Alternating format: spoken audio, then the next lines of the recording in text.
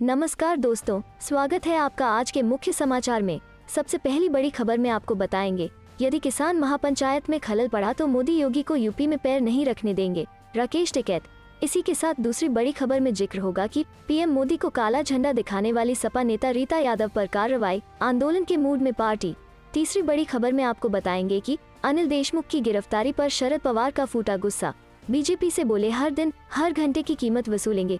दोस्तों, हर एक खबर की गहराई में आपको ले जाएंगे, लेकिन दोस्तों खबर में आगे बढ़ने से पहले अगर आपको भी ऐसा लगता है कि 5 राज्यों के चुनाव में महंगाई का असर पड़ेगा और भाजपा का सुपड़ा साफ होगा, तो आप अभी इस वीडियो को लाइक कीजिए और इस लाल बटन को दबाकर चैनल को सब्सक्राइब करके घंटी बजाइए और कमेंट में लिखे जय हिंद। यदि किसान महापंचायत में खलल पड़ा तो मोदी योगी को यूपी में पैर नहीं रखने देंगे, राकेश टिकैत। जी हाँ दोस्तों, केंद्र सरकार द्वारा पारित किए गए 3 कृषि कानूनों के विरोध में किसानों का आंदोलन लगातार जारी है और 26 नवंबर 2021 को इसके 1 साल भी पूरे हो जाएंगे। इसके साथ ही अगले साल यूपी में विधानसभा चुनाव भी प्रस्तावित हैं, जिसको देखते हुए किसान यूनियन के नेता राकेश टिकैत ने केंद्र सरकार को घेरने का प्रयास किया है।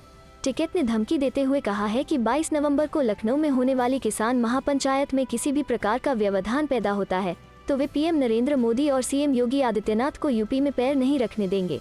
गढ़मुक्तेश्वर के कार्तिक मेले में शामिल होने पहुंचे टिकैत ने भाजपा पर जमकर निशाना साधा है।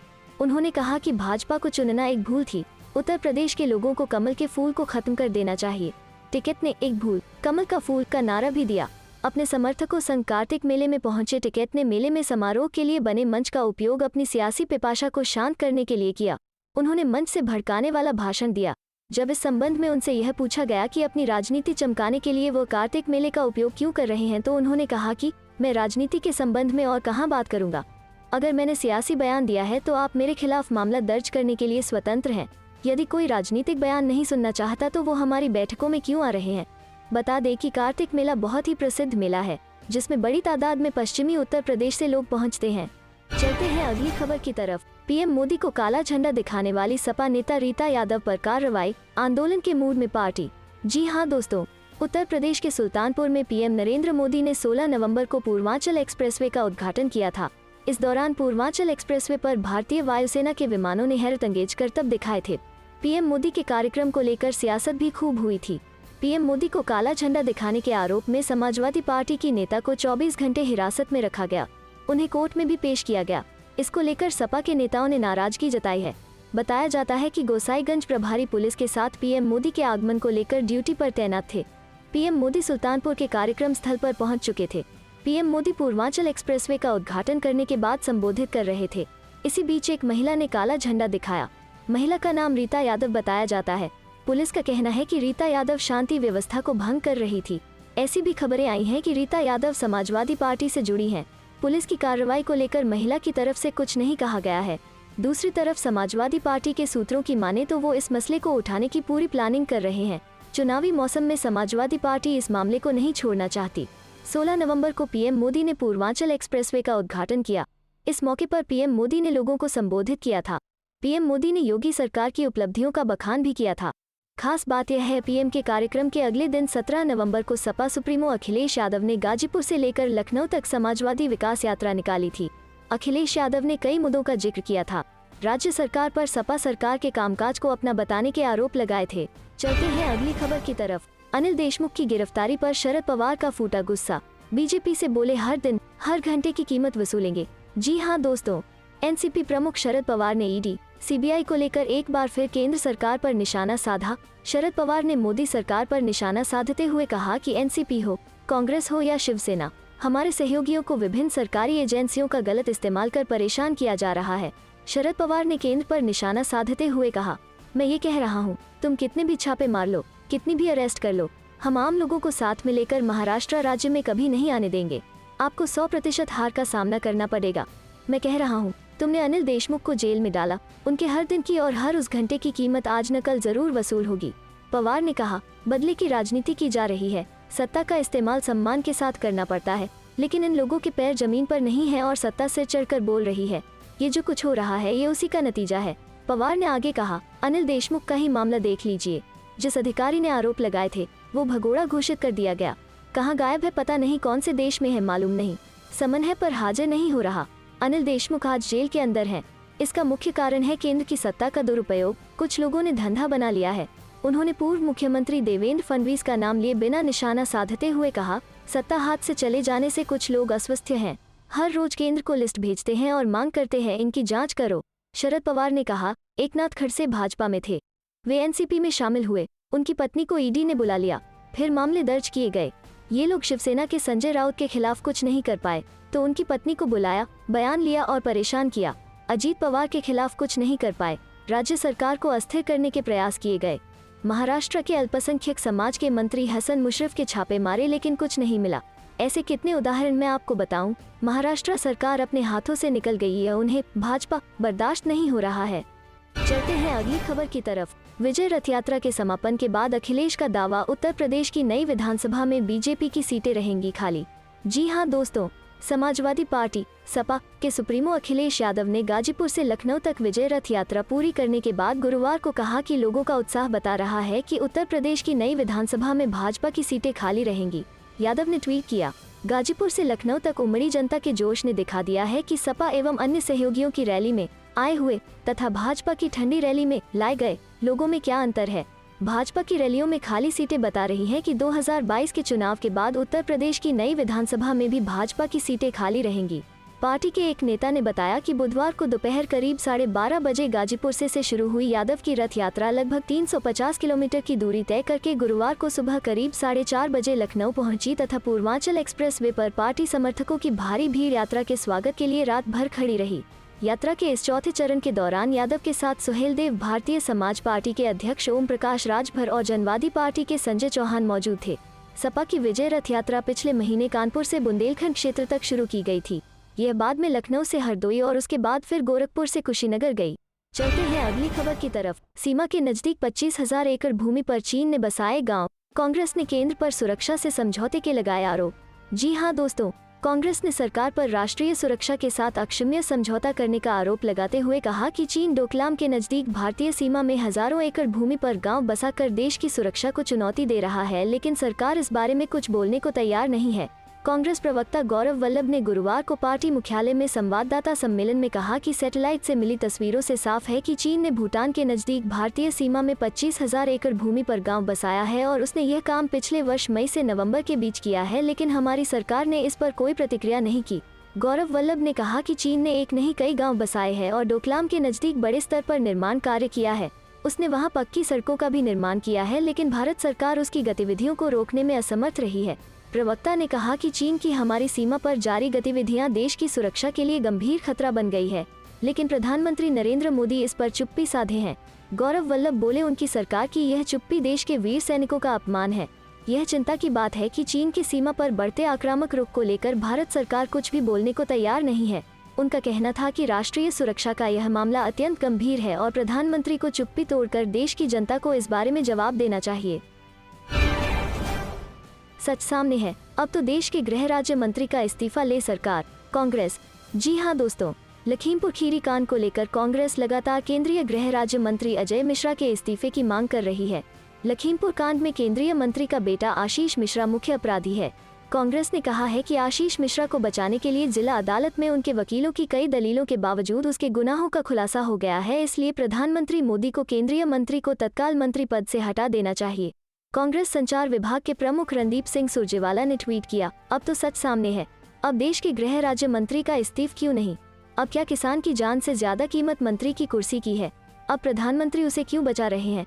देश जवाब मांगता है। उन्होंने इसके साथ ही एक खबर पोस्ट की है जिसमें लिखा है, 3 अक्टूबर को 2:30 से 3:30 बजे तक कहां था साबित नहीं कर सका आशीष मिश्रा।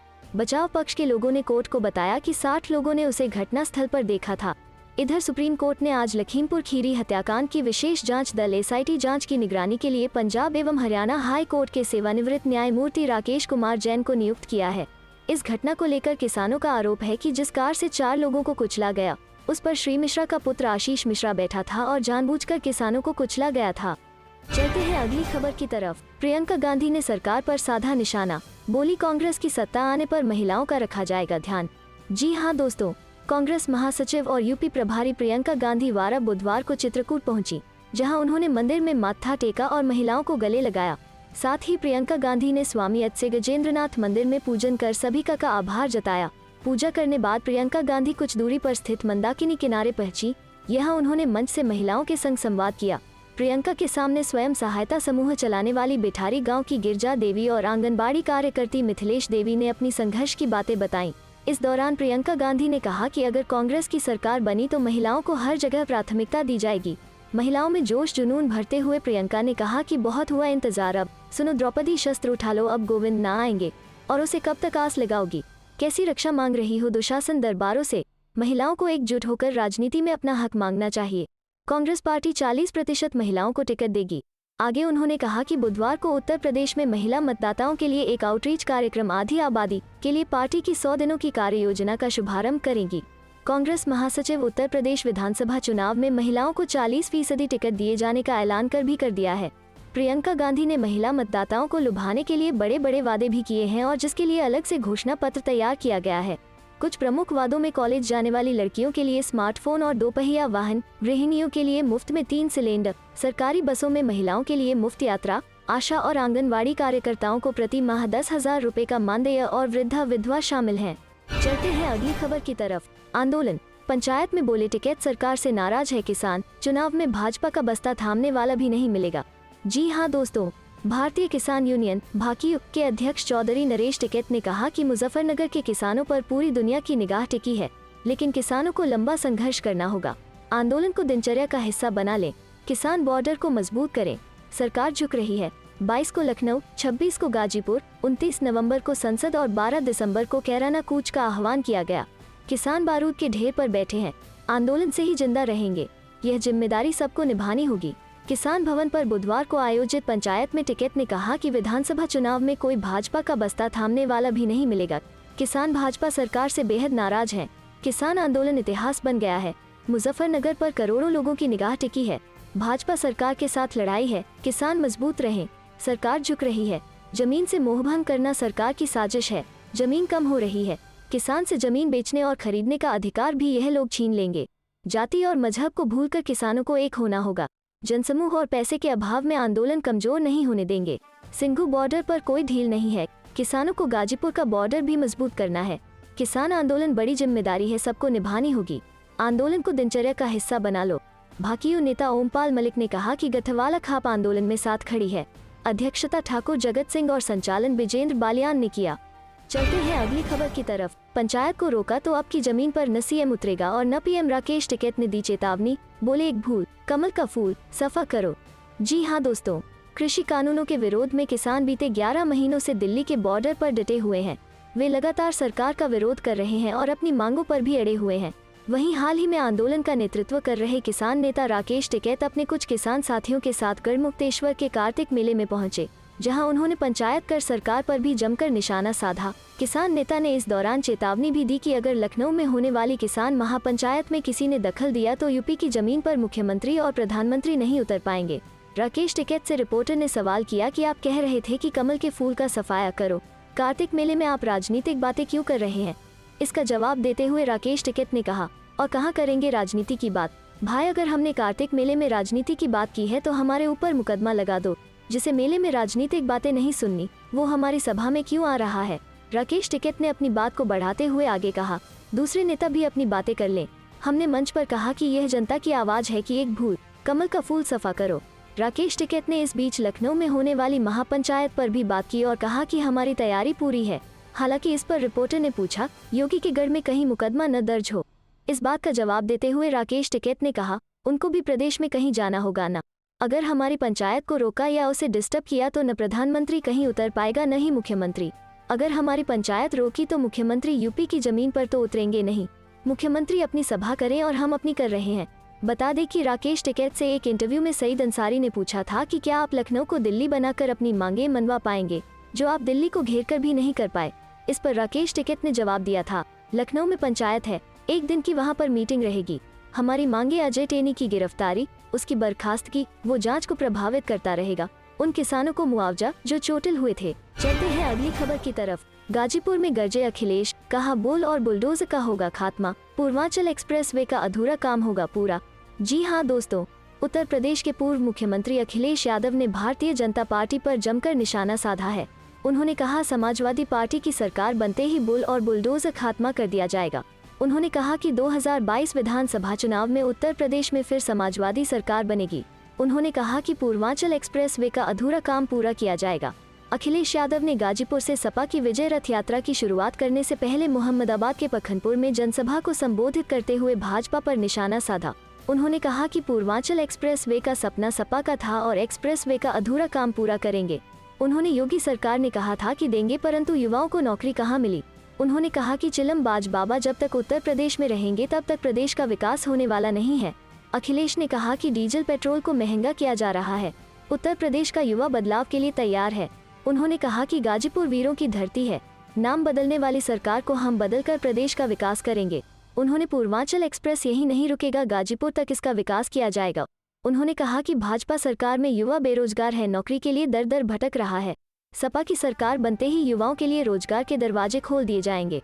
उन्होंने कहा कि 2022 में उत्तर प्रदेश की जनता बदलाव के लिए तैयार है।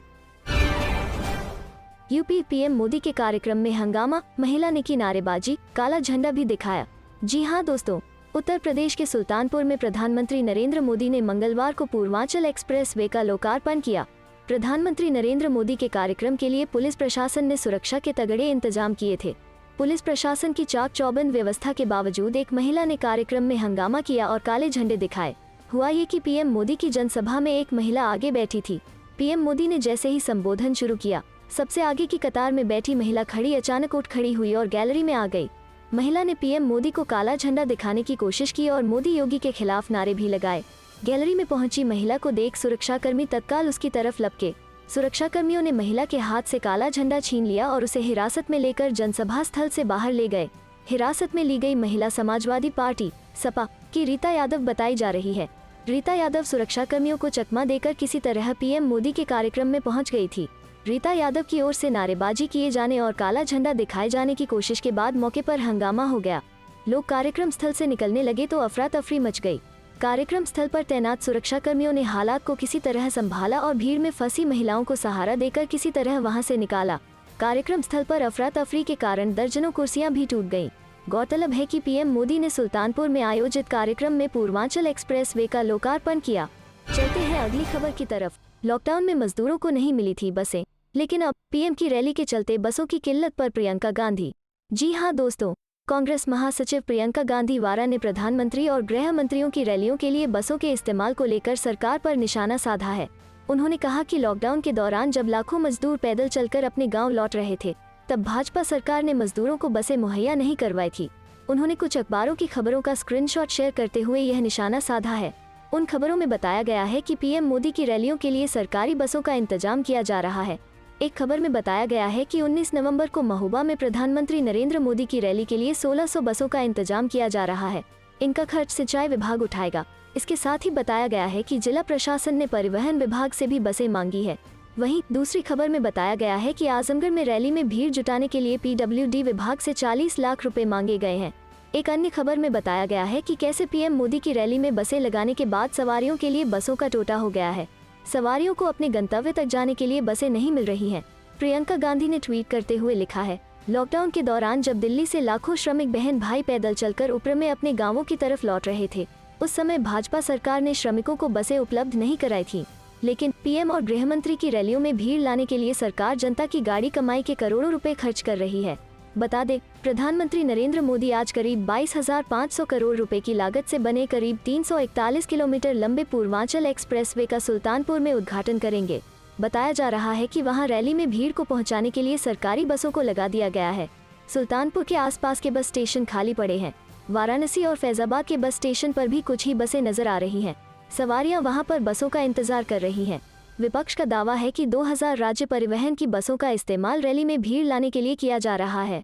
चलते हैं अगली खबर की तरफ। जब सच बोलने की सजा मिले तो साफ है, झूठ सत्ता में है। प्रेस दिवस पर राहुल गांधी ने पत्रकारों का मुद्दा उठाया। जी हां दोस्तों, कांग्रेस के पूर्व अध्यक्ष राहुल गांधी ने राष्ट्रीय प्रेस दिवस पर मंगलवार को केंद्र सरकार पर हमला करते हुए कहा कि जब सच बोलने की सजा होती है तो ये साफ है कि झूठ सत्ता में है। भारतीय प्रेस परिषद (पीसीआई) की स्थापना के मौके पर हर साल 16 नवंबर को राष्ट्रीय प्रेस दिवस मनाया जाता है। इस मौके पर कांग्रेस के पूर्व अध्यक्ष राहुल गांधी ने एक ट्वीट कर कहा कि जब सच बोलने की सजा होती है तो यह साफ है कि झूठ सत्ता में है। राहुल गांधी ने वीडियो भी साझा किया जिसमें त्रिपुरा समेत कई स्थानों पर पत्रकारों की गिरफ्तारी और उन पर हमलों और उससे जुड़ी खबरों का जिक्र किया गया है। इससे पहले आज दिन में राहुल गांधी ने केंद्र के विवादित कृषि कानूनों के खिलाफ दिल्ली की सीमाओं पर करीब 1 साल से चल रहे किसान आंदोलन के समर्थन में भी एक ट्वीट किया। उन्होंने लिखा कि जब किसान नाम के आगे शहीद लगाना पड़े, समझ जाओ सरकार की क्रूरता हद से पार हो गई है। अन्नदाता सत्याग्रह को नमन। गौरतलब है कि त्रिपुरा में हिंसा की हालिया घटनाओं को कवर करने वाली 2 पत्रकारों को पुलिस द्वारा हिरासत में लिया गया था। इसके अलावा हिंसा की खबरों को पोस्ट करने वाले कई पत्रकारों और आम लोगों के खिलाफ भी यूएपीए के तहत केस दर्ज किया गया है। इसे लेकर राहुल गांधी ने रविवार को बीजेपी शासित सरकार पर आरोप लगाया था कि ये पत्रकारिता की हत्या करने में व्यस्त है।